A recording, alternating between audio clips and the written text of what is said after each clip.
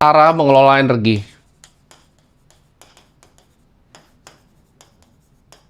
Ya, kenapa? Karena orang yang miskin, ya, yang dia lakukan adalah dia reaktif dan impulsif.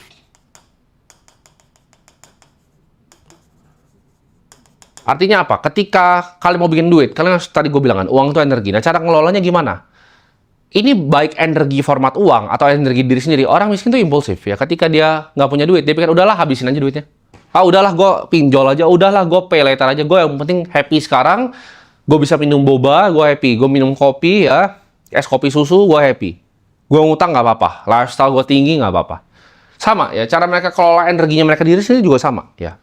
Ketika mereka misalnya, oke, gue lihat video ini, gue mau usaha, gue mau bikin leverage, gue mau ada labor leverage, gue mau ada ini.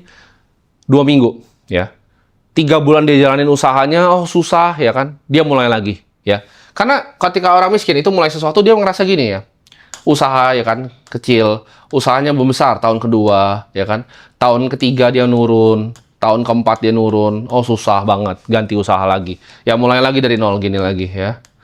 Nah, usaha kedua, tiga, bangkrut, ya. Mulai lagi.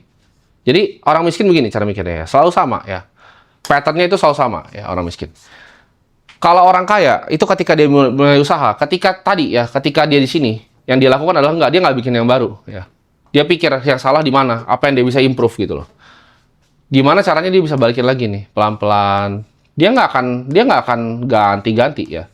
Karena kadang rumput itu selalu kelihatan lebih bagus ya, kelihatan lebih hijau. Tapi ya, waktu ya yang bisa bikin lu konsisten. Karena orang kaya itu dibikin pakai diligence namanya, ya.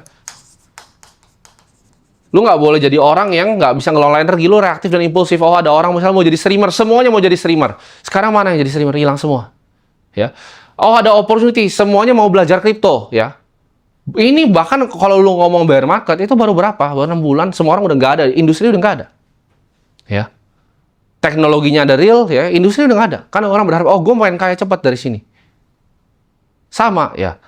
Nanti semua orang ini akan FOMO nih. Oke, gue akan bikin perusahaan AI gue. Semua influencer yang lu lihat akan, gue mau bikin perusahaan AI. Gue akan jadi pionir AI di Indonesia. Ya padahal semua cuma rapper ChatGPT atau cloud gitu. Lu nggak punya real skill-nya untuk bikin itu ya. Kalau lu punya real skill-nya, lu udah kerja di Anthropic. Jawabannya apa? Ini reaktif dan impulsif. Nanti berubah lagi. Ntar 3 bulan lagi berubah lagi. 4 bulan lagi berubah lagi. Gue dari dulu, ya gue dari umur 15 tahun.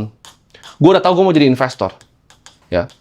Semua dagangan gue, semua hasil duit dagangan gue itu gue investasikan semuanya, ya. Udah dari umur 15 tahun, gue nggak pernah ganti identitas. Terserah asetnya mau apa, mau asetnya indeks fund global, asetnya mau kripto, asetnya nanti mau keluar aset quantum computing apa, gue akan tetap lompat, gue akan tetap jadi investor, ya. Terserah. Lu misalnya tawarin gue, menarik banget dealnya nih, oke ini ada bangunan harganya sekian, bisa dibikin jadi ini, dealnya oke banget, gue invest di sana, ya. Lu mau tawarin gue ada lahan misalnya 30.000 hektar ya, lu mau tanam tebu, lu kasih gue hitungannya ya, bibitnya dari Australia gitu, kasih tahu gue gitu, gue investasikan. Tapi at base gue adalah seorang investor, gue nggak berubah-berubah. Karena kadang ketika kalian berhenti gini, kalian kehilangan kenaikan paling besarnya ya. Jadi di sini lu udah berhenti, udah quit lu di sini. Lu belum dapat kenaikan besar, ini kan compounding ya. Apapun yang lu kerjakan kan, makin sering lu lakukan, makin jago skill lu, makin bagus juga ya ke depannya. Orang kaya itu diligent, gue bilang tadi ya. Mereka itu kayak semut gitu. Nggak ada yang nyuruh mereka kerja, mereka jalan aja, mereka lihat gitu kan. Mereka lihat ada tembok, dia taruh semut, dia akan geser gitu. Dia akan lewatin, dia akan cari cara untuk lewatin dari temboknya. Nggak ada yang suruh mereka ya. Mereka bisa nyimpen gitu loh. Ketika mereka dapat makanan, mereka nyimpen untuk musim panas. Ketika musim panas, mereka harvest ya kan. Musim dingin mereka udah punya cukup. Gitu. Semua tuh begitu. Sedangkan kalian aja banyak yang nggak begitu, banyak yang hidup nggak punya tabungan. Orang yang paling kaya, yang gue belajar pribadi, gue ketemu pribadi, orang-orang terkaya ya yang gue tahu, itu mereka orang yang hyper obsesi, ya mereka jadi punyanya obsesi. Ini kata-katanya ya. Gue terobsesi untuk jadi investor, gue terobsesi untuk jadi orang paling kaya. Setiap hari yang gue pikirin cuma itu, gimana caranya gue capital preservation gue lebih bagus, gimana caranya gue mendapatkan ya dari portofolio gue risk adjusted return yang paling optimal. Itu gue pikirin setiap hari. Tadi pagi gue pikirin, tadi malam gue pikirin. Terobsesi. Ya. Orang paling kaya yang gue tahu terobsesi.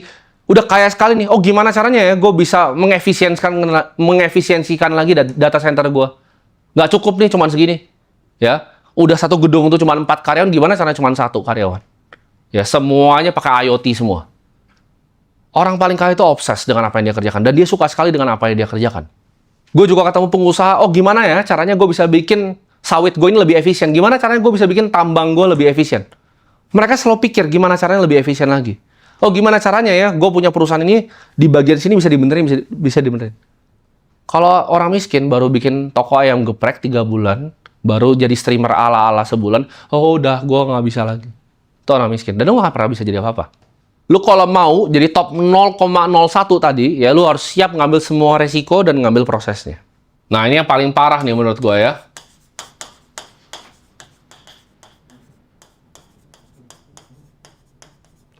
Orang miskin tuh gue bilang ya, mereka kadang ada yang bahkan nggak malas, mereka kerja keras, tapi mereka itu arogan. Mereka malas belajar hal baru. Kenapa? Karena dipikir, oh belajar itu sama kayak sekolah. Ketika udah SD, SMP, SMA, kuliah, oke gue nggak usah belajar lagi. Tapi itu adalah pikiran yang sangat keliru, ya. Karena yang kalian harus lakukan adalah kalian harus terus belajar, ya. Never ending learning. Karena balik lagi, orang paling kaya yang gue tahu ketika ketemu gue, dia tanya gitu loh. Ini tentang blockchain, ini bagaimana menurut kamu? Ini emang bisa seperti ini ya? Transaction speed. Ini orang yang kaya sekali gitu, dan udah sangat lama di dunia IT. Dia masih mau pandangan anak umur 25 tahun. Sedangkan kalian ketika gue kadang ngejelasin, ada yang bilang, oh ini begini. Kadang ngerasa kalian lebih pintar dari gue. Gitu. Padahal kalau lu ngomong tadi secara statistik ya, ini yang dilabel sama bank aja 3.800. Cuma 3.800 gitu loh. Nggak banyak gitu. Ya, ada sih yang pura-pura tapi nggak banyak gitu loh. Mereka itu bahkan konglomerat nggak pernah ngerasa paling ngerti, paling hebat. Gue ketemu banyak konglomerat dari berbagai macam industri. Ya, semuanya ketika ketemu gue itu mau belajar. Ya, mereka mau dengerin apa yang harus gue omongin dan gue pengen banget dengerin apa yang mereka harus ngomongin. Jadi belajarlah untuk lebih banyak diam. Dengan lu lebih banyak diam, lu banyak menerima informasi. Ya. Jangan malu gitu loh untuk beli buku, jangan gengsi untuk ngerasa, oh ini nggak mau ya ikut kelas, gue bayar kok, kelasnya Ray Dalio gue bayar. Gitu.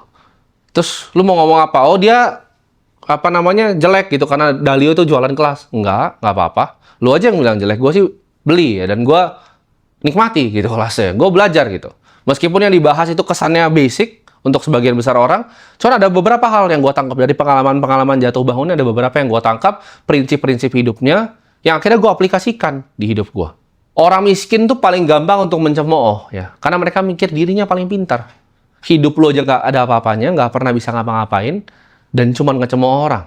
Gue pun nggak apa-apa, ya, karena orang kaya itu nggak apa-apa untuk merasa bodoh. Ya, ini bedanya. Orang kaya itu beneran nggak apa-apa ya. Mereka ngerasa bego lagi nggak apa-apa. Gue merasa bego lagi nggak apa-apa ya. Kayak tadi gue belajar dari Ray Dalio, gue ngerasa bego nggak apa-apa. Ya karena gue mau tahu siklus market seperti apa. Gue nggak malu gitu untuk gue beli kelas itu, gue nggak malu ya. Gue pun pelajarin AI untuk gue bikin agent pertama gue pakai terminal, gue pelajari ulang gitu. Gue nonton video YouTube 3 jam nggak apa-apa. Kadang ada yang 20 menit orang India yang bahas nggak apa-apa, gue dengerin gitu. Gue nggak pernah punya malu gitu karena gue itu siapa, berapa yang gue punya untuk belajar. Ya. Sama semua orang, gue mau belajar sama semua orang. Setiap minggu itu at least ada 1 buku yang gue baca. Meskipun kadang udah nggak selesai lagi, ya karena gue yakin banyak yang nggak ngerti di dunia ini cara baca buku itu seperti apa. Rata-rata biasanya gue skim, ya, 1 minggu. Gue selalu dapat insight-insight baru, gue tulis di notes gue pelajari setiap hari. Ya. Pagi sebelum berangkat kantor, gue buka notes gue, apa aja yang udah gue tulis di sana. Gue pengen baca ulang, gue pengen review ulang. Hal-hal yang gue dapat apa.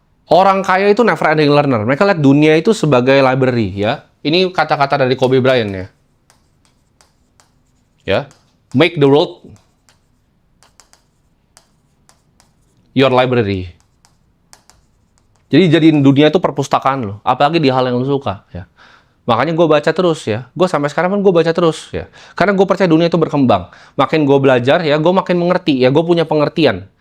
Jadi gue harus punya 3 hal gitu loh. Gue punya knowledge. Knowledge pengetahuan. Lalu gue punya understanding dari knowledge itu. Gue bisa connect the dots. Gue punya pengertian. Baru dari 2 itu, gue bisa punya kebijaksanaan. Ya, yaitu judgment. Untuk tahu. Karena penting ya, apalagi gue jadi investor. Judgment itu penting. Gue harus tahu ya, sebulan sebelum dilakukan, ya, BI naikin suku bunga, gue udah tahu duluan. Kenapa gue bisa tahu? Karena gue udah ngelihat patternnya. Oh, judgment gue oke. Mereka akan naikin suku bunga dan keputusan investasi gue akan seperti ini. Ya. Sebelum rupiah naik setinggi sekarang, ya. Duit gue kan gue udah cerita dari beberapa bulan lalu. Semuanya udah di Swiss franc, cash gue. Gue melihat dunia itu objektif, clear, dan jelas. Kenapa? Karena tadi gue gabungin antara gue punya knowledge, ya, ilmu, gue punya pengetahuan, dan juga gue punya kebijaksanaan. Ketika lu punya 3 itu, lu bisa bikin judgement-nya bagus. Mau di usaha lu, mau di bisnis lu, mau di real life lu. Lu bisa punya semua keputusan tuh framework keputusan yang baik. Jadi kalau ini semua ya, 5 mentalitas ini gue titipin ke kalian ya. Ini ilmu yang jarang gue share di mana-mana. Ketika ini gue titipkan di kalian, gue nggak minta kalian terima kasih atau kasih gue duit, nggak perlu. Ya, gue sama sekali nggak perlu duit kalian. Yang gue butuh apa ya? Kalian naikin derajat keluarga kalian, kalian naikin derajat orang tua kalian sendiri, kalian naikin derajat hidup kalian dengan ilmu yang gue kasih ini ya. Dan kalau lu diberkati untuk punya lebih, ya lu bagikan ke sesama gitu. Udah itu dong yang gue minta. Jadi mungkin gue nggak bisa bikin banyak di dunia ini, cuman gue pengen dunia ini tuh sedikit lebih baik nanti ketika gue udah nggak ada dan gue udah mati.